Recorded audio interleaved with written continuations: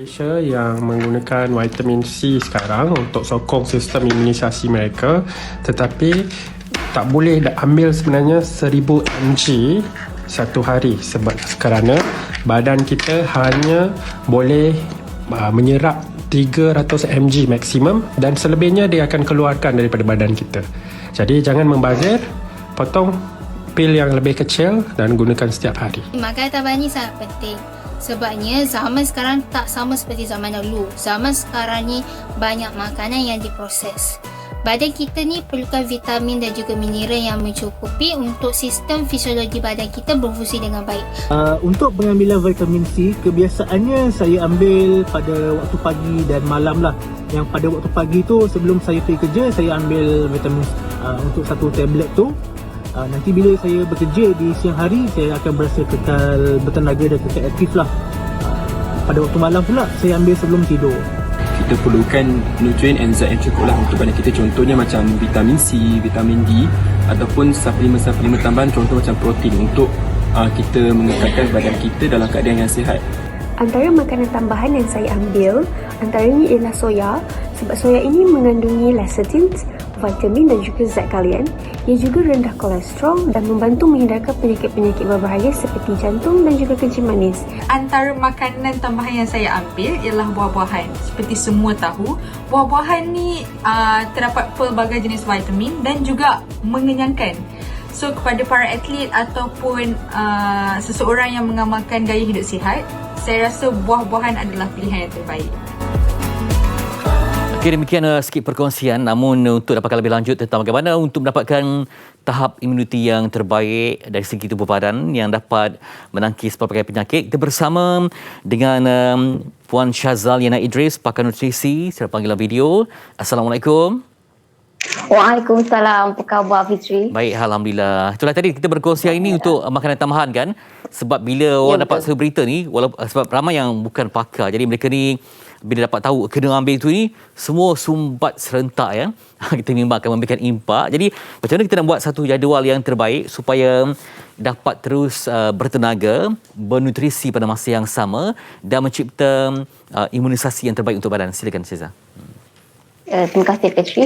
Okey, daripada kita tengok video tadi, ramai yang beranggapan kita semua perlukan suplemen ya ataupun makanan tambahan. Tetapi bagi individu yang sihat, yang tiada mempunyai masalah kesihatan, sebenarnya tidak perlu mengambil sebarang suplemen tambahan. Cukuplah sahaja daripada diet kita. Tapi dengan syaratnya diet kita perlulah seimbang. Perlulah cukup. Yang kita katakan yang mengikut saranan KKM, kita boleh mengambil mengikut saranan pinggan suku-suku separuh. Iaitu suku ada karbohidrat, suku protein dan separuh sayur dan juga buah-buahan. Yang ini yang kebanyakannya rakyat Malaysia kurang ni. Kurang sayur dan buah-buahan yang di mana sangat tinggi dengan vitamin dan juga mineral. Itu dia. Kalau tak perlu tak payah ambil lah. Kalau macam saya kata tiba-tiba dia tengok kena ambil vitamin K, magnesium, nampak macam gempak kan, tapi rupanya tidak perlu ya. Sebab ianya akan berakhir hanya di mangkuk tandas saja. Urin. Okey. Ya betul. Okey. Jadi tak ikutkan je. Untuk dapatkan keseimbangan, kadang-kadang orang macam ada hari dia tak lalu makan ini, jadi kurang mungkin serat dan sebagainya. Macam mana nak buat satu jadual yang terancang lah. Kadang dia mungkin tertinggal sarapan pagi terus kepada tengah hari dengan alasan supaya nanti makan sikit je dan juga nak slim contohnya. Jadi salah faham konsep untuk itu, konsep diet tu. Okey, bila kita cerita tentang diet ataupun cara nak turunkan berat badan sebagai contoh ya, sebenarnya sebaiknya lah kita kena mencukupkan keperluan kalori. Bukannya nak kata kurang makan, tetapi cukup makan. Kita kena tahu berapa banyak yang kita perlu ambil dalam sehari. Sebagai orang kata secara umumnya seseorang individu perlu mengambil makanan utama ya 3 kali sehari, iaitu sarapan, tengah hari dan juga malam. Dan perlulah seimbang seperti mana yang saya kata tadi, iaitu kena ambil cukup portion ya, porsi tu kena betul.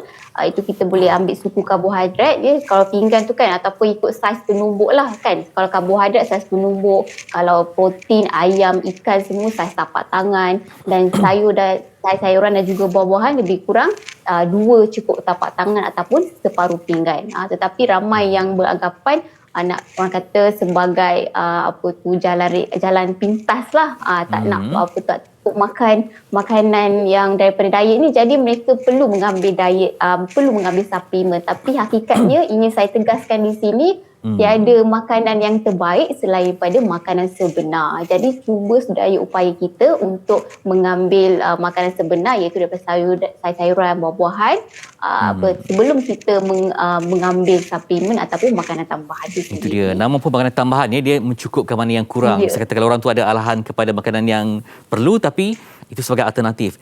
Baik, apa makanan yang perlu diperbanyakkan supaya dapat mencipta satu konsistensi dalam diet kita? Jadi setengah orang dia mungkin tak makan sayur, jadi mungkin ada alternatif dapat menggantikan kekurangan itu. Silakan. Ya. Okey. Bila kita cerita tentang sayur ni, boleh katakan tidak heranlah sebab ikutkan daripada peratus kita punya kajian mobiliti kebangsaan Malaysia pun, lebih kurang 95% rakyat Malaysia tidak mengambil sayuran dan buah-buahan yang mencukupi. 95% itu antara angka yang besar kan.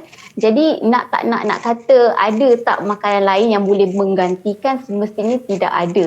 Tetapi kita cuba pelbagaikan dari segi warna. Warna dalam kita punya makanan, kerana setiap warna, sebagai contohlah warna oranye kan sangat sinonim dengan vitamin C. Tetapi ramai yang rasa macam kita tengok video tadi, vitamin C kita tak cukup lah seharian dan sebagainya. Tetapi hakikatnya kita hanya perlukan lebih kurang dalam 70 hingga 90 mg vitamin C sahaja sehari.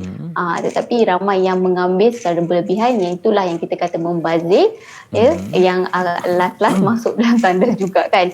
Tetapi kalau ikutkan, kalau dari segi buah-buahan, satu biji oren sebagai contoh dan juga separuh jambu batu sudah pun dapat membekalkan kita vitamin C yang mencukupi untuk sehari. Itu dia. Yang penting semula jadi ya.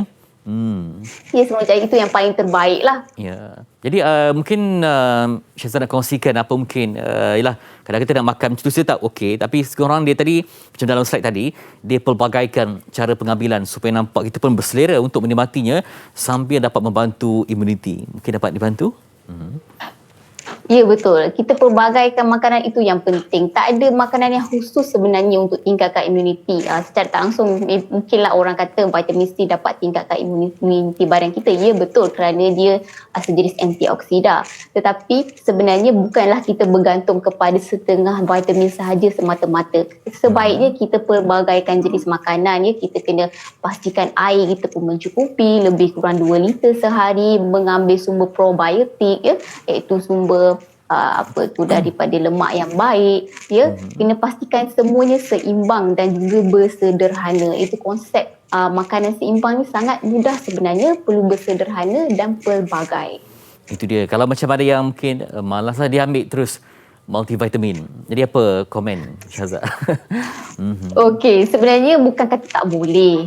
Boleh. Cuma macam saya kata yang awal tadi, bahawa makanan sebenar ialah makanan terbaik, tetapi mungkin ada setengah individu yang mempunyai kekangan ataupun masalah masalah kesihatan dan sebagainya, boleh mengambil multivitamin dan sebagainya, cuma tidak sebaik makanan sebenar, kerana setengah vitamin pun jika mengambil dalam dos yang salah, yang berlebihan dan juga berpanjangan, ini pun boleh menyebabkan komplikasi lah pada kesihatan kita. Itu dia. Macam mana cara terbaik untuk memastikan kalori yang tepat? Sebab seorang dia kata okey, dia target nak sekian, tapi kalorinya tinggi ya. Jadi apa mungkin panduan yang dapat Syazah berikan dalam kalori ni? Seorang mungkin ialah sekarang ni zaman moden, mungkin ada panduan-panduan kan yang dapat membantu kita untuk merancang seharian ya.